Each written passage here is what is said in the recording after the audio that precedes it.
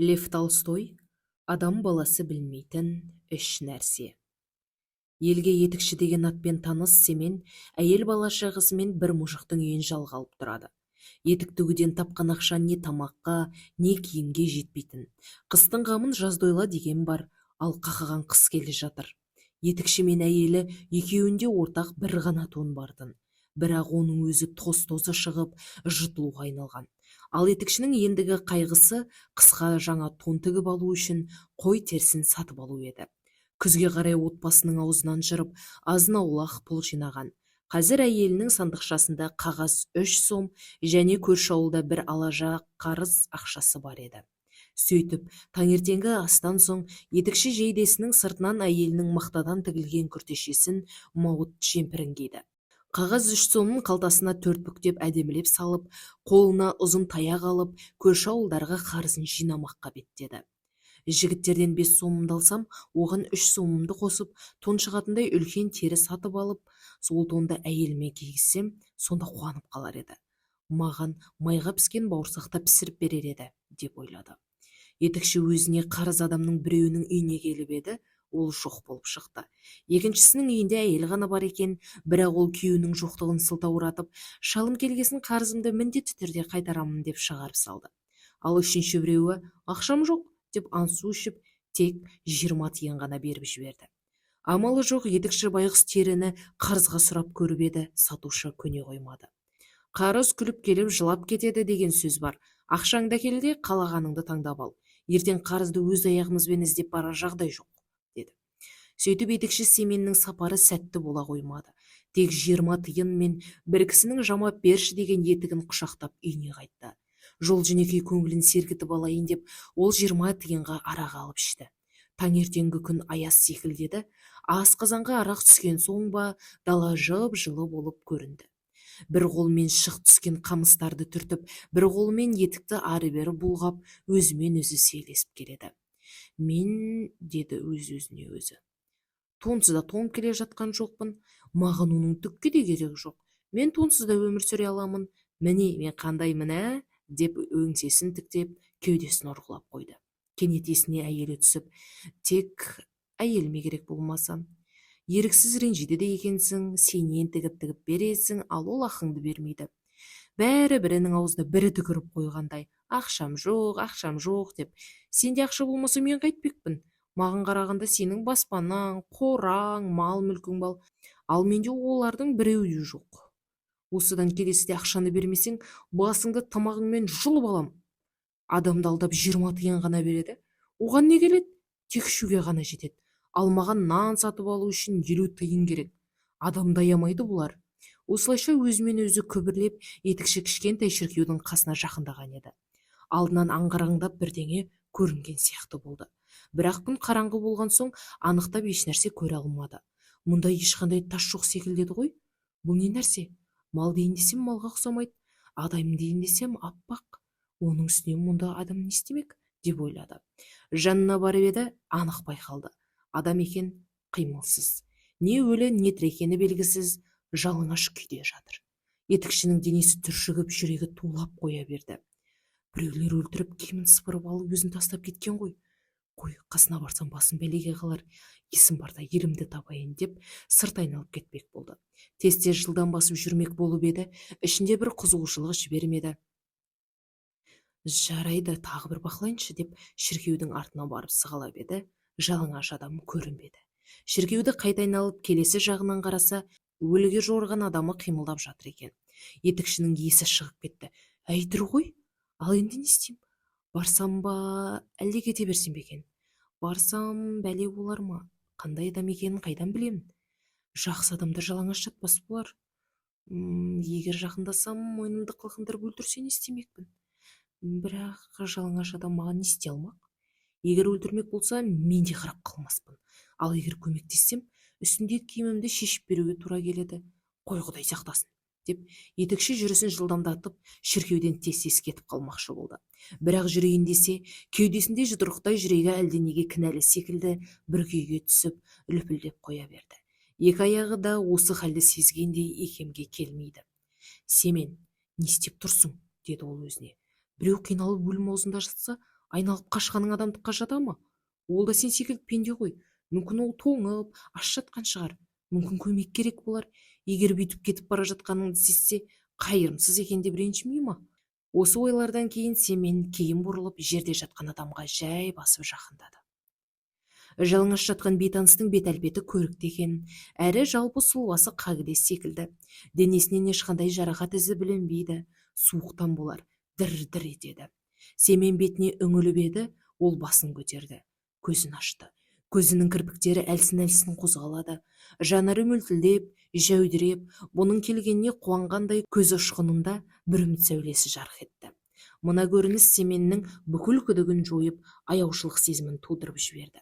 Қолындағы етігін жерге лақтыра салып, жүн шекпенін шешті де, тұр бауырым, қане, кел киіндірейін, деді. Шынтағымен сүйемелдеп орнынан тұрғызды. Денесі тап-таза, қол-аяғы сынбаған, бүтін, түрі сүйкімді екен. Семен оның иығынан шекпенін жауып, белбеуін мықтап байлап берді. Басындағы жыртық бас киімін шешіп кигізбек болып еді, өзінің басы жаурап, әй, менің басымда бір тал шаш жоқ тақыр, ал бұның самайында шашы бар, әрі қалың, жаурай қоймас, деді де бас киімін қайтадан өзі киіп алды. Одан да аяғына етік кигізейін деп, әлгінде жамап беруге алған етікті кигізді. Ал бауырым, сәл қимылдап денеңді жылытып ал, қалғаны бір Құдайдың қолында. Жүре аласың ба? Анау Семенге риза және таң қалған кейіппен қарады. Неменеге сөйлемейсің? Осы жерде қыстаймысың? Үйіңе тез жетуің керек. Әлің жоқ болса, мына менің таяғыма сүйеніп жүр. Енді есіңді жиюың керек, деп таяғын қолына ұстатты да. Ауылың қайда? Деп сұрады. Бұл жақтың тұрғыны емеспін, деді ол басын шайқап. Білем, мен мына жердің адамдарының барлығын жақсы танимын. Сені бірінші рет көріп тұрмын. Мұнда не істеп жүрсің? Айтуға болмайды. Қысылмай айта бер, ешкімге айтпаймын. Мүмкін біреулер тонап кеткен болар, деді жан-жағын сүзе қарап. Жоқ, ешкім тиіспеді. Тек Құдай осылай жазалады, деді күрсініп.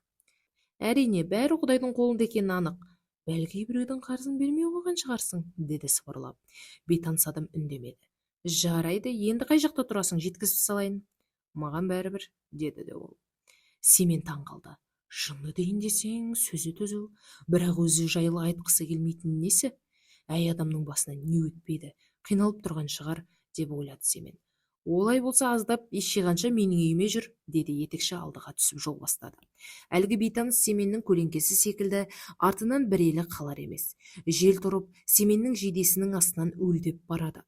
Мастығы тарқап тоңа бастады, мұрнынан су ағып, қалш-қалш етіп тістері сықырлап қоя берді. Қазір менің бұл түріме Матрена қалай қарайды екен? Өй, ақымақ, тон әкелем деп жалаңаш қайыршыны ертіп келіп едің ғой, тоның қайда, деп ашуланса не демекпін? Матрена жайлы ойласа болды, Семеннің көңілі жабырқап қоя берді. Семеннің әйелі таңертеңнен үй ішін жинап, шаруаға көңілді кірісті. Ағаш жарды, су тасыды, балаларын тамақтандырды, қамыр ашытып, нан пісірмек болды. Семеннің түскі асты басқа жақтан ішетіні есіне түсіп, егер Семен түскі асты ішіп келсе, онда кешке нанды аз жейді. Демек, нан ертеңгі таңғы асқа дейін жетеді деген сөз. Оның үстіне үйде ұн да аз қалды. Амалдап жұмаға дейін жеткізу керек, деп ойлады да күйеуінің жыртық жейдесін жамамақ болды. Жамап отырып күйеуі қойдың терісін әкелетіні, одан өзіне арнап тон тігілетіні, киіп ап көршілеріне қалай мақтанатыны көз алдына елестеді. Тек теріс сатушы алдап жібермесе болды. Семен аңқау, оған айғыр егіз құлындапты десе де сенеді. 8 сом аз ақша емес, үлкен тонға жетеді. Иленген терген болмаса да жақсы тон алуға болады. Алдыңғы қыста тонсыз қалай қиналған едік, суға да шыға алмай қалдық емес пе? Қазір ол жалғыз тонмен түзде жүр, ал мен үстіме не киерімді білмей отырмын. Жә, өзіңде келіп қалатын уақыты болды, қайда жүр екен? Ішіп кетпесе болатын еді. Матренаның осыны ойлағаны сол еді, баспалдақ сықыр-сықыр етіп үйге 2 адам кіріп келді. Бастары салбыраңқы, біреуі бейтаныс, үстіне бұлардың жалғыз тоны жамылып алыпты. Әйел мұны көріп, алған ақшасын араққа жұмсап әбден көңіл көтерген екен. Онысымен қоймай мұны қаңғыбас досында ертіп келіпті, деп ашуланып кетті. Матрена оларға төрді нұсқап, өзі пештің түбіне барды. Бәрінен де оған Семеннің ертіп келген адамы күдікті көрінді. Бұл жергілікті емес, үстіне киген шекпенінің ішінде жейде жоқ, басы жалаңбас, кіргелі бері не қимылдамады, не басын көтермеді. Семен бас киімнің күртешесін шешті де, Матрена, бізге тамақ берші, деді. Матрена өзімен өзі бірдеңе деп бұрқылдап қоя берді. Екеуіне кезек-кезек қарап, басын шайқай береді. Семен әйелінің ашуға булығып тұрғанын байқады, бірақ байқамағансып: «Кел, үстелге отыр бауырым, қазір тамақ ішеміз», деді. Бейтаныс адам үстелге жайғасты. «Немене, Матрена, сен бүгін тамақ пісірмегенбісің?» Матрена одан сайын ашуланды. Пісіргенмін, бірақ саған жоқ. Сен не, миыңды ішіп қойғаннан саумысың? Таңертең тон әкелем деп кетпеп пе едің? Ол аздай қасыңа жалаңаш қайыршын ертіп келіпсің.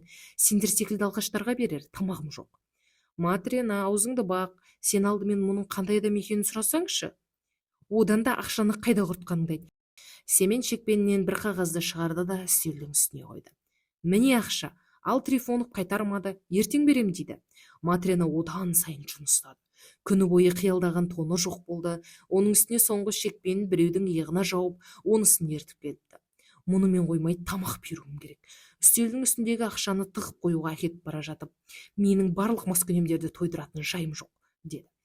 Эх, Матрена, алдымен айтқанын тыңдасаңшы. Алқаш адамдарда не ақыл болушы еді? Саған күйеуге бекер тиген екенмін. Әттең шешемнің айтқанын тыңдауым керек еді. Ақымақ болыппын, деп шешесі есіне түсіп кетті ме, әлде ашудан тамағына бір ащы өксік тығылып келіп, кезінде шешемнің жасауыма берген маталарын да сатып іштің. Бүгін тонда барып, оны да араққа айырбастадың. Ұят деген сенде атымен жоқ. Семен оған тек 20 тиынға ғана ішкенін, ал қасындағы адамның қалай жолықтырғанын айтайын десе, Матрена оған сөз берер емес. Тіпті 10 жыл бұрынғыны қозғап кетті. Әйелмен әйел боламын ба? Жарайды, оның айтқаны жөн. Мүмкін менде ұят деген нәрсе жоқ шығар, деп ойлады. Матрена бұрқылдап сөз етпей бұған дегендей Семеннің жеңінен ұстап. Менің бешпентімді өзіме қайтар, өзің не болсаң о бол, деді. Семен үстінен шолақ бешпентті шеше беріп еді, қатыны бар ашумен еріксіз бешпентке жармасып, жұлып алмақ болып тартып қалды. Бешпенттің тігісі сөгіліп, екіге айырылып кетті. Мұнысына өзіне ұялып кетті. Әйелдің ашуы тез қайтты. Онысын қонаққа білдірмейін деп, үстіне жамыла салды да сыртқа беттеді. Осы кезде оның көңілінде бейтаныс адамға деген қызығушылық оянды. Матрена ақырын күйеуінің жанына барды да құлағына: «Семен, мына адам кім? Үстінде тымы жоқ қой. Егер дені дұрыс адам болмаса, жалаңаш жүрмес еді ғой. Мен жаңадан бері осыны айтайын деп едім ғой. Өзің де бір құлақ аспайсың. Әлгінде шіркеудің жанынан өтіп бара жатсам, мына бейшара жалаңаш тоңып жатыр. Жаза емес қой, аяп кеттім. Байқұс-ай, әйтпесе өліп қалуы мүмкін еді. Өзі Құдай жазалады дейді. Жердің басына не түспейді. Киіндірдім де осында келдім. Енді басқа не істемекпін? Көріп тұрып қайрылғанымыз күнә болар. Сол үшін Құдай бізді де жазалауы мүмкін ғой». Семеннің мына сөздеріне Матрена тағы да ұрыспақ болып еді. Ана байқұстың түрін көріп үндемеді. Ол да орнынан қимылдамай, тек орындықтың шетінде ғана отыр екен. Қолдарын тізесіне қойып, басын кеудесіне дейін салбыратып, тіпті бір көтермейді де. Осы жанжалға себепкер өзі секілді. Семен оған қарап: «Матрена, сен де Құдайдан қорқатын шығарсың», деді. Құдайды аузына алған соң, анадам тағы бір қарады да мейірімі оянды. Оның да өзі секілді пенде екенін есіне түсіп, жүрегі елжіреді. Пештің қасына барып, үйдегі бар тағамды үстелдің үстіне шығара бастады. Кеселер мен квасты ортаға қойды, соңғы нанды да дастарханға әкелді. «Жеңіздер», деді. Семен қонағы үстелге жақын отырғызып: «Кел достым, тойып ал», деп нан турай бастады. Ал Матрена болса, үстелдің шетінде жұмбақ адамынан көз алмай отыр. Қараған сайын бойынан оған деген аяушылық сезімі оянып, оны бауырындай қатты жақсы көріп кетті. Кенет бейтаныс адам таңданған кейіпте басын шайқады да Матренаға қарап жымиды. Тамақтанып болған соң Матрена үстел үстін жинап жатып, кезбеден: «Қай жақтансың?» деп сұрады. «Мен жергілікті емеспін». «Ал мұнда қайдан жүрсің?» «Оны айтуыма болмайды». «Сені кімдер тонаған?» «Мені Құдай жазалады». «Қардың үстінде жалаңаш жата бердің ба?» «Құдай дегеннің көнгеніне басқа не істей аласың?» «Амал жоқ, осылай жалаңаш тоңып жатқан жерімнен Семен көріп, аяп, үстімдегі шекпенін кигізіп, осында ертіп келді. Ал мұнда сен де маған жаның ашып тамақтандырдың. Жақсылықтарың Құдайдан қайтсын». Матрена орнынан тұрып, күндіз жамаған Семеннің жейдесін, одан басқа киім-кешек әкеліп: «Міне, ал, байқауымша, сенде жейде атымен жоқ сияқты. Мыналарды киіп ал да, қалаған жеріңе жатып демал», деп жарықты сөндірді де ұйықтауға кетті. Бірақ төсекке қисайғанмен көзі ілінбеді. Жұмбақ адам туралы ойлады. Ертеңгі асқа нан қалмағанын және жейдемен киім бергенін есіне алса, іші ашып кетеді. Ал кезбенің риза болып, бұған күлімдеп қарағаны көзінен елестетсе болды, жүрегі елжіреп кетеді. Матрена былай бір, олай бір дөңбекшіп ұзаққа дейін ұйықтай алмады. Семен де ояу секілді. Семен, Семен, деп сыбырлады. Ау, бағана соңғы нанды жедік. Мен ертеңге пісірмеген едім. Таңғы шайға не қоярымды білмеймін. Мала не құдағидан сұрайын ба? Тәуекел бір реті болар. Матрена біраз үнсіз жатты да. Анау жаман адам емес сияқты, бірақ өзі жайлы жасыратын несі? Құдай айтуға рұқсат бермеді деді ғой, шынымен қиналатын шығар. Сем, біз осы адамдарға көмектесеміз, ал бізге неге ешкім көмектеспейді? Семен не айтарын білмеді. Ары қарап жатты да, ай ұқсап қор ете түсті, ұйқыға кетті.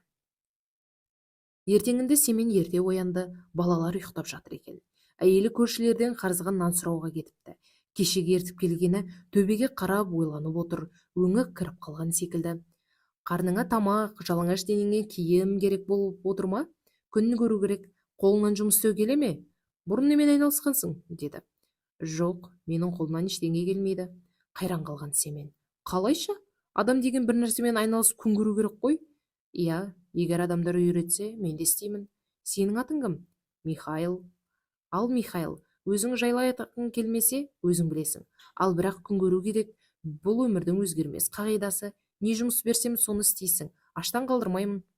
Құдай алдыңнан жарылқасын. Мен бәрін тез үйреніп алам. Тек не істеу керектігін айтсаң болды. Семен саусағына ерілген жіпті орады да ұшын түйе бастады. Қиын жұмыс емес, жөндеп қара. Михаил да тура осылай істеп, ұшын түйіп берді. Енді Семен оған жіпті қалай күйдіру керектігін көрсетті. Оны да Михаил бірден қағып алды. Сосын жіпті қалай өсетінін және қалай тігетінін де үйретті. Семен қандай жұмыс көрсетсе де, ол бәрін тез түсініп, ал 3-ші күннен бастап өмір бойы етік тігіп жүргендей жұмысқа кірісіп кетті. Жұмысы тындырымды, тамақты аз ішеді, жұмыстан сәл босаса үнсіз төбеге қарап отырады. Көшеге шықпайды, артық сөз айтпайды, қалжыңдап күлмейді де. Оның күлімсірегенін бұлар алғаш келген күні Матренаның тамақ бергенінде ғана көрген. Осылайша күндер зымырап өтіп жатты. Ал Михаил болса, Семеннің туған бауыры секілді үйінде тұрып, жұмысын істеп жүрді. Осы кезден бастап Семеннің шеберлігі ел аузына іліне бастады. Ел ішінде Семеннің жұмысшысы Михаил секілді ешкім етікті мықты тіге алмайды деген сөз тарады. Сөйтіп Семеннің үйіне жан-жақтан етік тіктіруге адамдар ағылып жатты. Қыстың бір күнінде Семеннің есігінің алдына 3 ат жеккен арба келіп тоқтады. Арбадан бір жас бала түсіп, жүгіріп қақпаның есігін ашты. Одан үстінде үлкен тоны бар бір дәулетті адам түсіп үйге қарай беттеді. Матрена жүгіріп есік ашты. Шонжары еңкейіп барып үйге кірді. Басы төбеге сәл ғана жетпей тұр, денесі бүкіл бұрышталды. Семен орнынан тұрып Шонжарға иіліп сәлем беріп, таңырқаған кейіпте қайран қалды. Бұрын соңды мұндай алпамсадай дәуді көрмепті. Семеннің өзі де ірі емес еді, Михаил болса арықтау, ал Матрена тіпті кішкентай. Мынадай адам бұларға басқа бір әлемнен келген секілді. Екі беті қып-қызыл, мойны бұқаның мойнындай тұтас. Сірә шойыннан жасалған ба дерсің? Отағасы етікші қайсың? Деді тонын шешіп жатып ол. Мен, деді Семен. Бай әлгінде жүгіріп есік ашқан қызметшісіне. Әй, Фетка, тауарды алып кел, деді. Қолында түйіншегі бар жігіт жүгіріп келді. Бай түйіншекті ашып, үстелдің үстіне қойды да, шеш, деп бұйырды. Семенге қаратып затын нұсқап. Ал етікші, жақсылап тыңда, тауарды көріп тұрсың ба? Көріп тұрмын, жоғары мәртебелім. Сен мұның қандай тауар екенін түсінемісің? Семен ұстап көріп. Жақсы екен, деді. Жақсы болғаны қандай? Сен ақымақ мұндай затты әлі көрмегенсің. Бұл немістің жасаған тауары. Бақандай 20 сом тұрады. Семеннің аузына сөз түспей қалды. Біз ондайды қайдан көреді дейсіз? Жарайды енді күмілжімей. Осы тауардан менің аяғыма етік тіге аласың ба? Тігуге болады. Бай оған айғай салды. Болады емес, дұрыстап тік. Кімге және қандай тауардан тігіп отырғаныңды ойлан. Жыл бойы тозбайтын, жыртылмайтындай етіп тік. Қолыңнан келсе істе. Істей алмайынмын десең, тауарды бекерге кесіп бүлдірме. Алдын ала ескертіп қояйын. Егер 1 жылға жетпей жыртылатын не қисаятын болса, сені түрмеге қаматамын. Ал жақсы тіксең, еңбегің үшін 10 сом ақша төлеймін. Келсесің бе? Семен абдырап, не айтарын білмей сасып қалды. Михаилге бұрылып, не істейін деп ымдады. Михаил басын изеп, ала бер деген ишара танытты. Семен Михаилдың тілін алып, жыл бойына шыдайтындай етік тігуге келісті. Бай қызметшісін шақырып, аяғындағы етігін шешкізді де, өлше, деді. Семен 10 оралған қағазды алып тізерлеп отырды да, шекпендінің шұлығын былғап алмайын деп, қолын алжапқышына сүртті. Аяғын өлшеуге кірісті. Балтырын өлшеп бастап еді, қағаз жетпеді. Өте семіз екен. Байқа, қонышы тар болмасын. Семен үлкенірек қағаз іздей бастады. Шонжар үйдің ішін ала көзімен ары-бері шолып Михайлға көзі түсті. Мынауың кім тағы? Жұрт мақтап жүрген етікші осы. Жақсылаптық, деді Шонжар Михайлға қарап. Ұзаққа шыдайтын болсын. Семен де Михайлға бұрылып қарады. Михайл дәуге қарап жымиып күліп тұр екен. Ай, сен нақұрыс, тісіңді неменеге ақситасың? Қайталап айтам, етік тозбайтындай қыл, және дер кезінде дайын болсын. Тура уақытында дайын болады. Солай істе. Етігі мен тонын киіп кетуге ыңғайланды. Еңкеюді ұмытып кетіп, төбеге басын аямай ұрып алды. Онысына қатты ашуланып, есікті бар екпінімен бір тепті де арбасына отырып кетіп қалды. Ол кеткен соң Семен: не деген адам? Мұны ұрып өлтіре де алмассың. Есігімізді сындыра жаздады ғой. Сірә мұндай адамдар жайшылықта өле қоймас, деді. Семен Михайлге қарап: тапсырманы алуын алып алдық. Енді басымыз бәлеге қалып жүрмесін. Тауары да өз секілді екен. Қатестеп қоймасақ болғаны. Сенің көзің менен өткір ғой. Сен үстің тік, ал мен астыңғы жағын ұлтара берейін. Михайл байдың тауарын үстелдің үстіне жайып, екі қабатын алып пышақпен кесе бастады. Михайлдың қимылын қылып жібермей бақылап отырған Матрена таң қалды. Матренада етікшіліктен хабары бар адам, бірақ Михайлдың кесіп жатқанын түсінбеді. Ол етікке емес, басқа нәрсеге арналғандай. Дөңгелек етіп пішіп жатыр, айтайын деп оқталды да, мүмкін Михайлдың бір ойлағаны бар шығар деп үндемеді. Михайл былғарының екі сыңарының да қиып, етік секілді емес, жеңіл аяқ киімге ұқсатып ұшынан піше бастады. Бұған Матрена тіпті таң қалды, бірақ үндемеді. Ал Михайл жалғастырып жатыр. Семен орнынан тұрып қарап еді.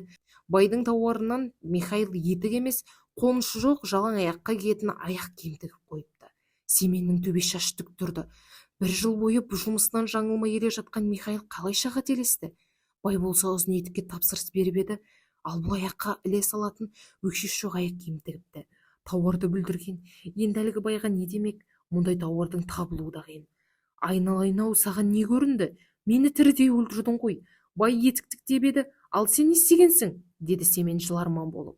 Осы кезде біреу есік қақты. Семен бай қайта айналып келді екен деп зәресінің құты қалмады. Жайлап терезені сығалап еді, әлгі байдың шабарманы екен. Матрена есік ашты. Кешіріңіздер. Не болды? Байекенің әйелі етікке жіберді. Етікке дейсің бе? Етік. Етік дегенім не? Етік енді керек емес. Қалайша? Сендердің үйлеріңнен шыққан сол еді, жүрегі ұстады ма, әлде басқа бірдеңе болды ма? Ол жолда қайтыс болды.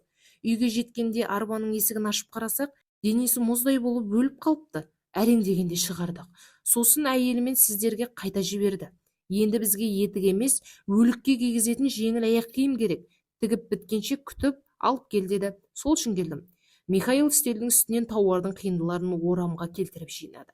Сосын дайын болған аяқ киімдерді бір-біріне қағып, алжапқышына сүртті де жігіттің қолынан ұстатты. Қызметші жігіт тез дайын болғанына қуанып, алғысын айтып шығып кетті. Михайл Семеннің үйінде тұрып жатқанына 6 жылдың қысы өтті. Михайл сойыл баяқша ешқайда шықпайды. Келгелі 2-ақ рет езу тартып жымиғаны болмаса, артық мінез танытқан жоқ. Алғашы Матрена тамақ бергенде, екінші рет етік тіккізуге келген байға қарап жымиғаны еді. Семен оның еңбегіне дән риза, ісі тиянақты, оны бұрынғыдай қайдан келдің деп мазаламайды, қайта Құдайдан кетіп қалмаса екен деп тілеп отыратын болды. Не бір күні Семен Михаилдың сыртқа тесіліп қарап отырғанын көріп таң қалды. Неге сонша қарап қалды? Бұрын мұндай әдеті жоқ еді ғой деп ойлады да, терезеден сыртқа қарап еді. Далада оның үйіне қарай бастарына түбіт орамал таққан егіз қызды жетектеп бір әйел келе жатыр екен. Егіз қыздың бірінің аяғы ақсақ секілді сылтып басады. Ал әлгі әйелдің табалдырықтан аттап үйге кіріп келді де, "Отағасы амансыздар ма?" деді. "Кіріңіздер, төрлетіңіздер." Әйел орындыққа жайғасты. Екі қыз бөгде адамдарға жатырқап, әйелдің тізесіне жармасты. "Қыздарыма көктемде киетін кебіс тіктірейін деп едім. Біз бұрын соңды кішкентай кебіс тікпеген едік, бірақ жасауға болады. Кебістің үстіңгі жағын матамен айналдырып тіге аламыз. Міне, мынау Михаил, бұл істің хас шебері." Семен Михаилға қарап еді. Ол екі қыздан көзін алмай қарап отыр екен. Семен таң қалды.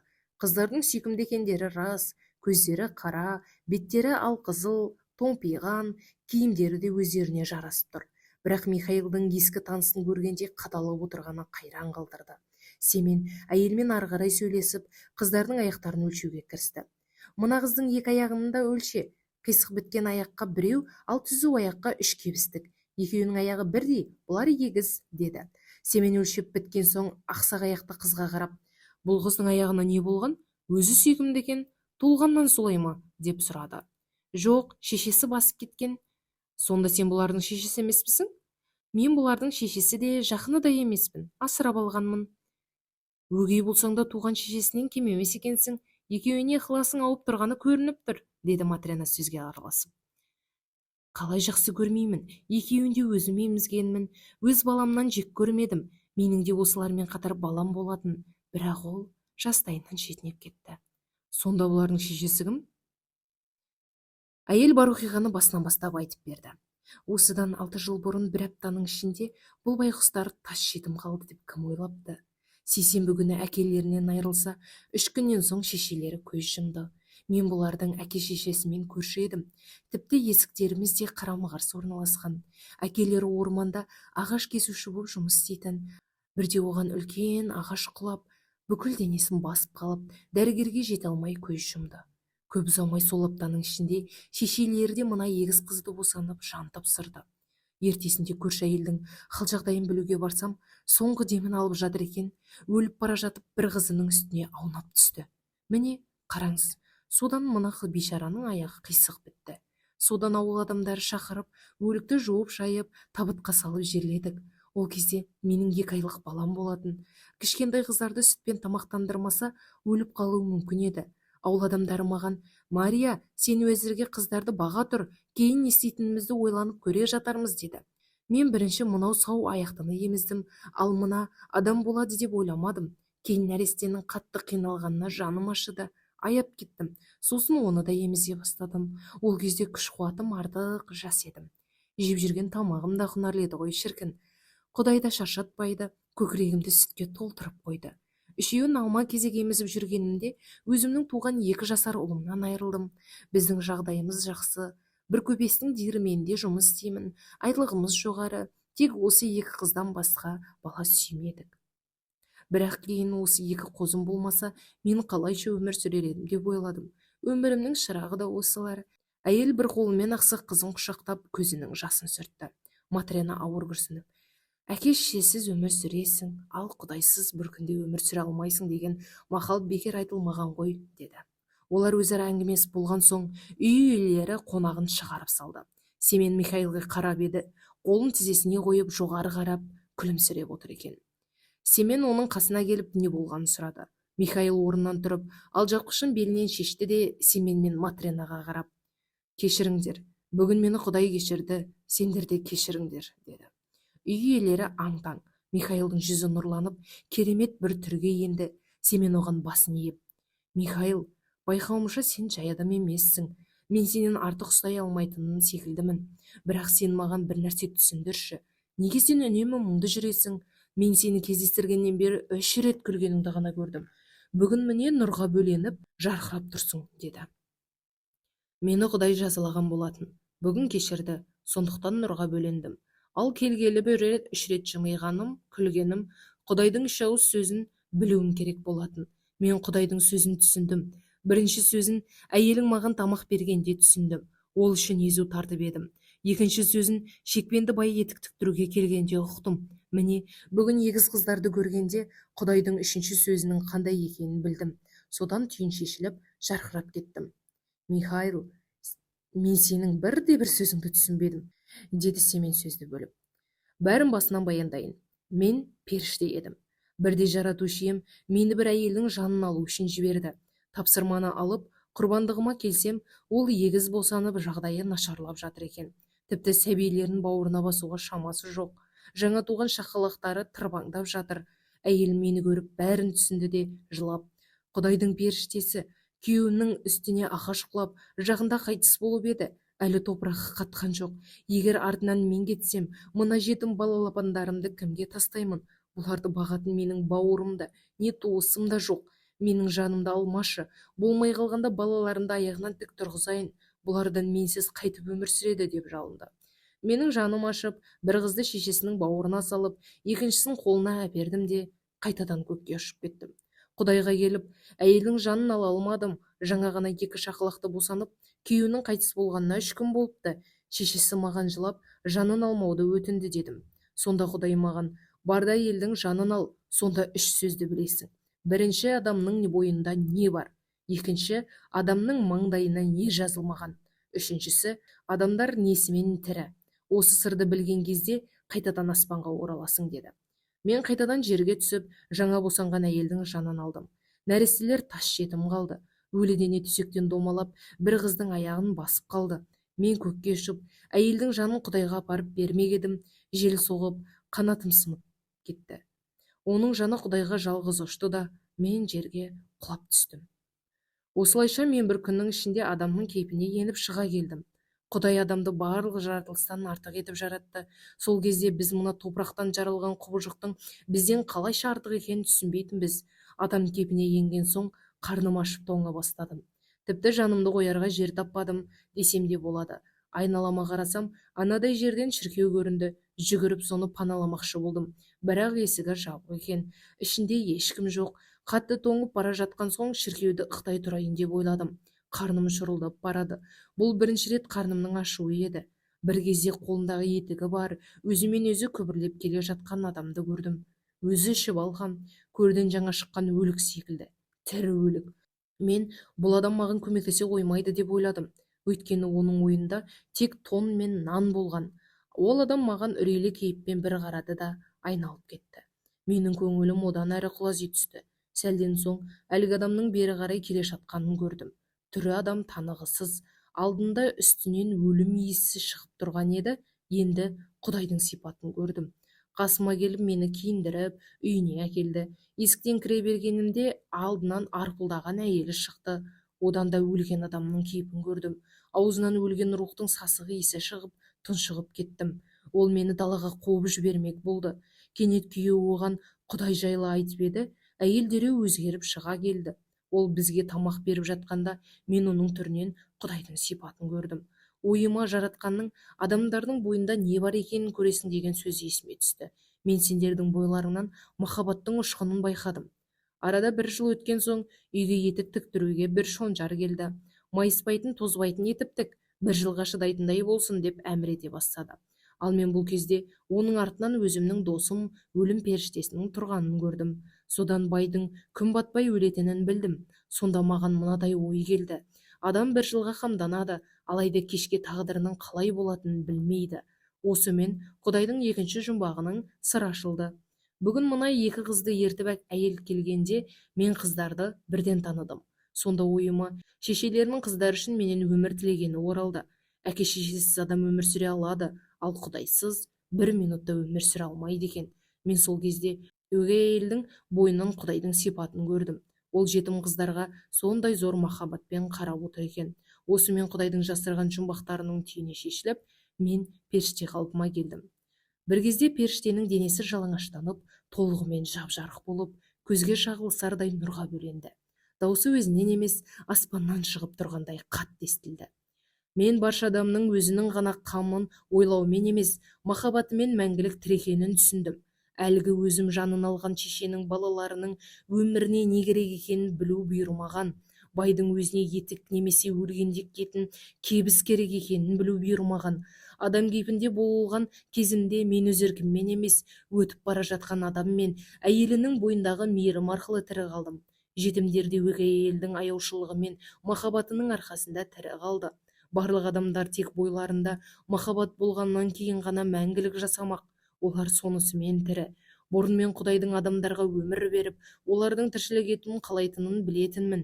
Енді менің көзім басқа да нәрселерге жетті.